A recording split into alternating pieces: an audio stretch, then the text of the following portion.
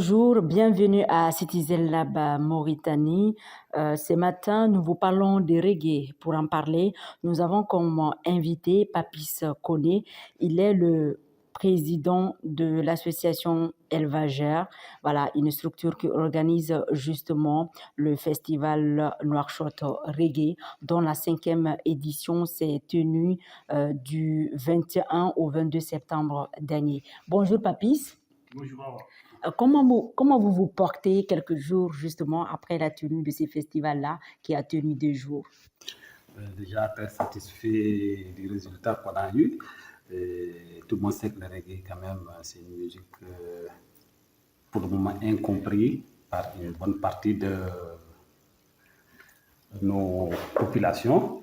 Donc, nous avons fait quand même le maximum possible pour que cette 5e édition ait lieu.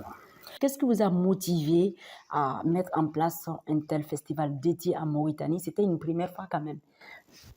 En fait, c'est pour, à part les vrais mélomanes, hein, les anciens, si j'ose dire, qui écoutaient le reggae, qui connaissent bien le reggae, et on s'est dit, mais pourquoi pas créer un festival reggae pour promouvoir la musique reggae en Mauritanie, parce que je me rappelle les années 90 et autres, le seul groupe que je voyais faire de reggae ici, c'était les frères Haché. Donc, à la suite, lors de la première édition du Festival Reggae, nous avons pu dénicher des artistes comme Ziza, Madani, voilà, Sipi et tant d'autres, en fait, qui étaient cachés dans le mouvement hip-hop, si j'ose dire, et aujourd'hui qui se réfèrent et qui se voient comme des artistes reggae. Donc, l'importance pour nous, c'est vraiment de promouvoir cette musique et dénicher tous ces artistes reggae qui n'ont pas l'occasion de se présenter sur des scènes. Parce que c'est une musique peu connue, peu jouée en Mauritanie. Qu'est-ce qui explique justement le fait que ce soit quand même une musique qui marche peut-être un peu dans la sous-région, mais qui marche moins en Mauritanie? Tu sais, le reggae est une musique très connue, hein, très, très connue et très, très consommée dans le monde.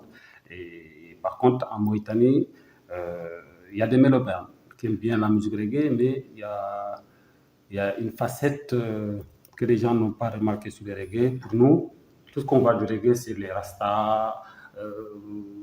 Le côté cliché en fait. Voilà, les clichés. On voit que le côté négatif du reggae. Alors que c'est une forme d'expression, d'engagement avant tout. Très bien, avant tout, c'est une expression d'engagement. Et de ce fait, vous êtes obligé de... Vous avez voulu promouvoir le reggae en essayant de sensibiliser aussi les gens pour leur dire que cette musique, elle est vraiment internationale, ça n'a rien à voir avec ce dont on pense. Voilà. Et justement, comment vous faites pour impliquer, pour promouvoir concrètement les talents jeunes? Parce que voilà, il y a des formations, il y a des résidences. Comment ça se passe concrètement durant le festival, la formation des jeunes? Bon, déjà, il y a des résidences. Il y a parfois des projections sur le reggae.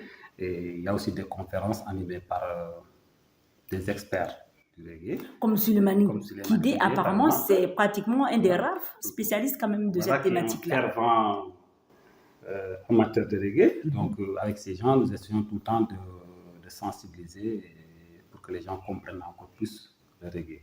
Il y a la présence timide aussi des femmes. On a senti voilà, qu'il y a une certaine Binta qui, à sa façon, voilà, un peu la porte-voix des femmes au sein de la musique reggae en Mauritanie. Parlez-nous un peu de la présence des femmes sur la scène reggae. Alors déjà, la présence même des femmes en général dans tous les styles de musique est vraiment très restreinte. Donc, à plus forte raison, le reggae. Donc, une dame comme Binta Viparasta qui se présente en tel festival, c'est vraiment à encourager en fait, parce que c'est pas du tout facile.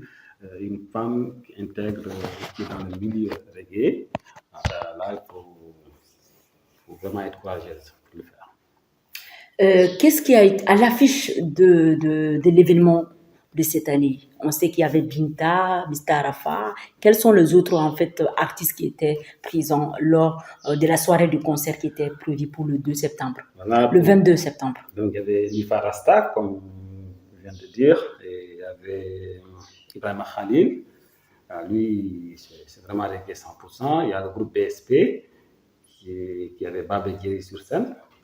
Il y avait Doufal aussi, qui vraiment, lui c'est un reggae aussi confirmé. Et il y avait Idi Lenek. Idi Lenek, par contre, c'est un jeune qui est dans le milieu hip-hop, et comme tous les autres, donc déniché pour qu'il essaye de nous proposer un répertoire de reggae, et ça a été une réussite pour nous. C'était un événement soutenu par l'Institut français à ce propos. En fait, quel message lancez-vous pour davantage la promotion de la musique reggae et de la culture en général à Mauritanie? Voilà, déjà, je remercie tous les artistes invités, les musiciens qui ont participé à ce festival, et nos partenaires de longue date, l'Institut français de Mauritanie.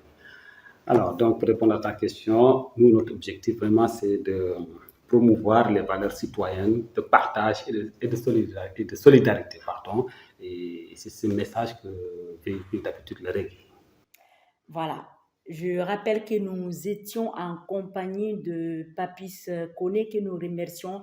Papis, donc, qui est le responsable donc, du festival Nouakchott Reggae, dont la 5e édition vient de se tenir du 21 au 22 septembre dernier. Papis, merci d'avoir répondu à nos questions et à très bientôt. Bon, merci à toi.